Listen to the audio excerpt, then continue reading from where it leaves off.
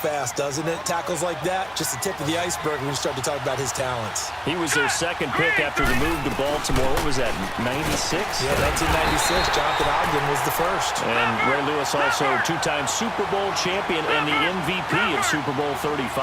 They give him 2 yards officially, and now it'll be 3rd and goal. Throwing is Jackson. He's going to flip one out here to his running back. And this will result in him losing yardage. Back to the 3.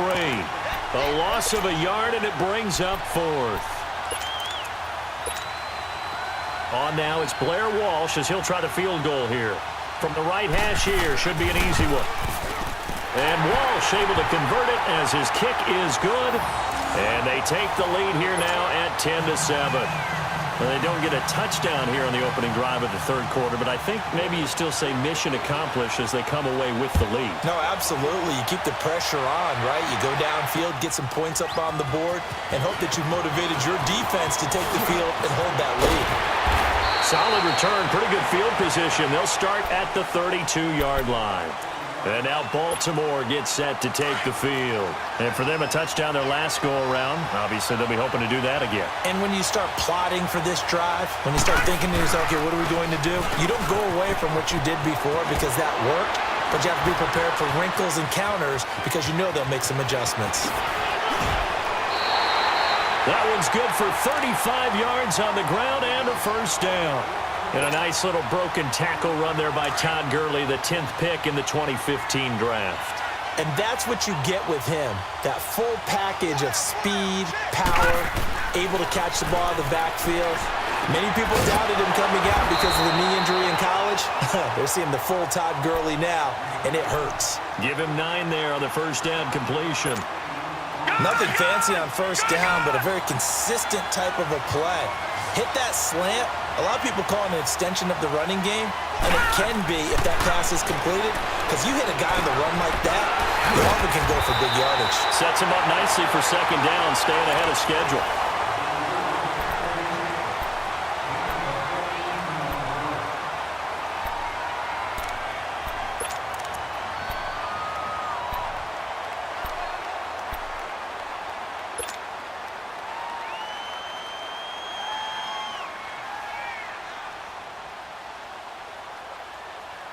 Only way to get the lead here, of course, with a touchdown, and that's what they're gunning for on 1st and goal. And they'll go on the ground. He pushes forward for maybe 3 down to the 6-yard line. Well, so many times we look at a short run and we praise the offense for trying to set the tempo and establish things, but the defensive guys, hey, they just won the battle there. It wasn't a big run given up. They don't always have to absorb the body blows. Sometimes they dish them out themselves. The 6-yard line, the line of scrimmage on 2nd and goal. They get it to him running left. And the hole closes quickly here. He can fight only to about the 4. They get 3 yards closer, but still work to do. It's 3rd and goal. 2 straight shots on the ground. Now on 3rd, do you go to the air? I think the possibility exists, and if you're doing it, you're probably going play action since you ran it twice. But I often think that 2nd down is a time you go play action and throw the ball. I say commit to the run and think about it being 4-down territory. Here's Gurley, and he'll keep working toward that end zone as he's down to about the 2-yard line. 2 yards on the pickup there. It's 4th down. I know a field goal ties it, but I'm not just tempted to go for it. I say do it. At this spot of the field, go get the touchdown. And Walsh able to convert it as his kick is good. And in the 4th quarter, this game is tied. I tell you, the life of a kicker. He has not been called on the entire game. He's over there by the net, but they send him out here in the 4th quarter and say, hey, go tie the game, will you? And guess what? He comes through. I just don't know how they do it. I really don't. These cats are a different breed from you and me. That's a pressure kick, but that one was never in doubt. Ball up to the 35 now as they come up on 1st and 10.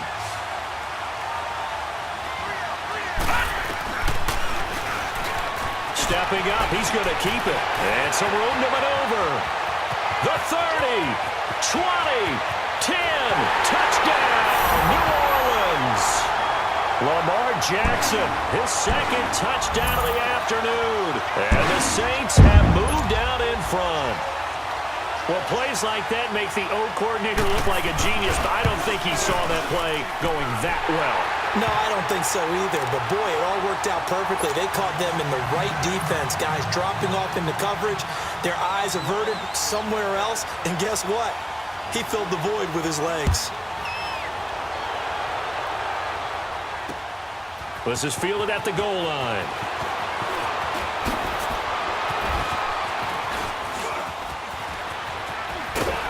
And he'll get it up to about the 26-yard line just across the 25. The Ravens offense now, they get set and head back onto the field. And they had 3 points last time, but they didn't want 3 points because they were well within range of scoring a touchdown. We'll see if they can do better now. I'm with you on that one. Let's just go ahead and be frank about the whole thing. The only one happy about the 3-point? The kicker. Exactly. He put it through the post. That's going to help him at contract time. But that offense, they're thinking, let's get in the end zone this time. I don't know if that helped him at contract time. You could have kicked that one through. I don't know about that. Toe bash. I don't know about toe that. Bashed it. Super toe. Bashad Breeland, the one that got him down. What's the old expression, 3 yards in a cloud of dust? In this case, it's dust-covered pellets. It's no longer that old grass that we used to play on, right, and chew it up. Now we've got that artificial surface. You see the pellets go up. Still a nice play by the defense. 9 yards on the pickup there, and it keeps the drive alive. So on the heels of the run by Todd Gurley, another 1st and 10.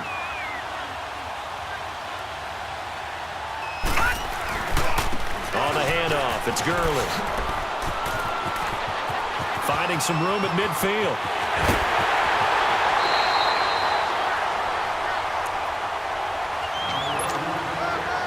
Time for a break. We're back to see what happens after this. So now then, the big play has him all the way inside the 30 now, 1st and 10. Here comes carry number 10 for Gurley. And for one of the few times here today, this run's not going to go anywhere. The former 1st-round pick, Shea McClellan, in on the stop.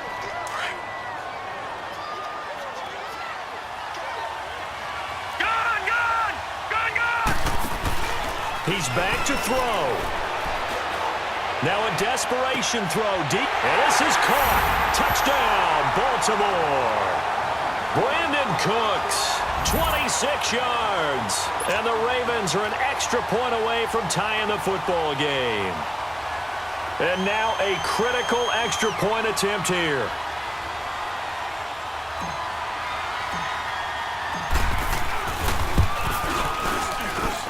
Don't forget the extra point. It's up and good. And we are tied here in the 4th quarter. So here comes the kickoff now, all even here in this 4th quarter. This fielded at the 2. A beautiful fake. And a good return as he'll be stopped just shy of the 30-yard line. Out onto the field comes New Orleans. They've got work to do, but they do still have a bit of time here. And they've got to feel comfortable with that, but they have all their play sequences called. If they get out of bounds, that allows them to huddle and call another play. But if they don't, it's hurry up to the line of scrimmage and either spike it and stop the clock or continue to move it downfield in order to try and get in range and win this game. See if they can do just that. Give them 13 yards on the opening play of the drive and also give them a 1st down. Throwing now is Jackson. Escaping the pressure right. And it's a fumble. On plays like this where the ball comes free, it's often unusual for the team that lost it to get it back. Because this is a quarterback. The ball gets away from him. Everyone else is trying to execute what they're supposed to do on offense. They're usually looking in the other direction, downfield, or have moved away from him. In this case, though, the teammate is able to come up with the ball. And he'll get it out to midfield. Looks like, yeah, they'll spot it right at midfield at the 50. The quarterback run good for 10 that time, but it does lead to a 3rd down.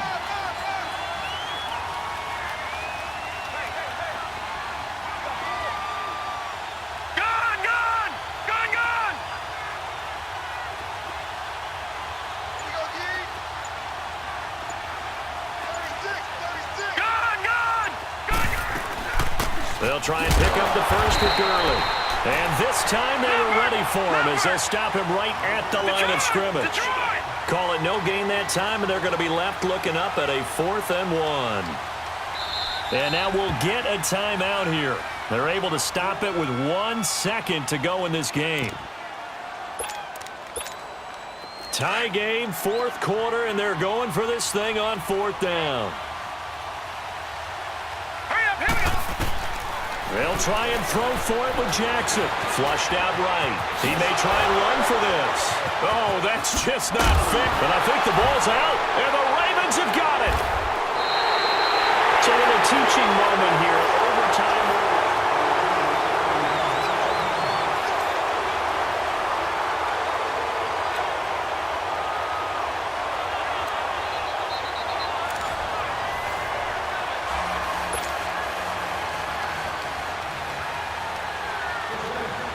So we're right back where we started, all even as the kick's away. This is fielded at the goal line.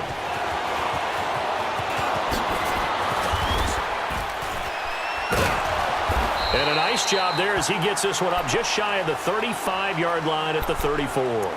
And now Baltimore gets set to take the field. They're set for their first drive here in overtime, and this is where the crowd can really become a factor. They've had to battle it all day, but I know what you're saying. In overtime, that gets doubled, doesn't it? At least, because now the crowd really wants to be involved and help their team, and that first drive can dictate the whole thing because they know if this team takes it downfield and scores a touchdown, it's game over. It's been loud in here so far, and hard running's going to get him over the 40 to the 42. Just what you want on a first down run. Call it 8 yards, and it's 2nd and 2.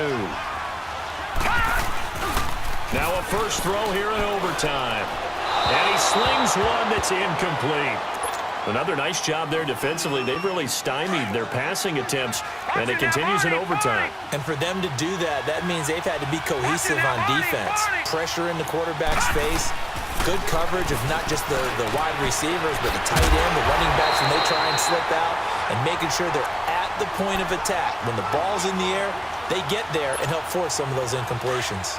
He had the touchdown earlier. This one's going to get him a first down. Hoyer now 11 of 16 through the air. It's 1st and 10. They're going to look to throw.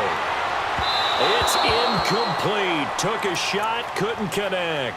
Brandon Cooks, the receiver he was going after. That'll bring up 2nd down. And you just know when that play call came in, their eyes lit up because anytime you get a chance to take a big shot downfield, that's a lot of fun, and they missed an opportunity. And he'll go down, but not before getting this inside the 30. 25 yards the pickup there, and also a first down. This is a little bit like baseball here. Strong up the middle. Both sides want to be that.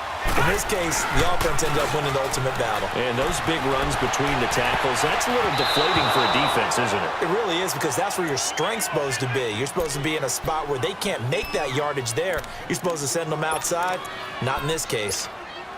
So now they'll come up on 2nd and 10, once again from the 28.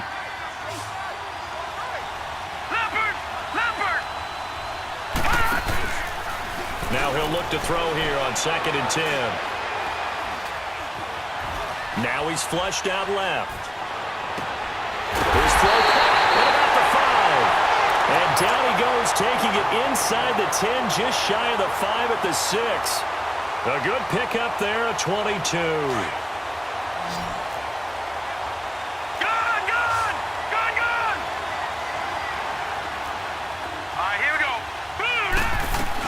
They'll try and run for it on 1st and goal. And he's going to press this one forward as they stop him right around the 1. A pickup of 4 on 1st down. It'll be 2nd and goal. And I know you, with every carry, especially in overtime, you're just saying, if you're that ball carrier, hold on to the football. Hold on to it, protect it, but not necessarily settling because you're trying to get to the end zone. You're trying to end the game right here.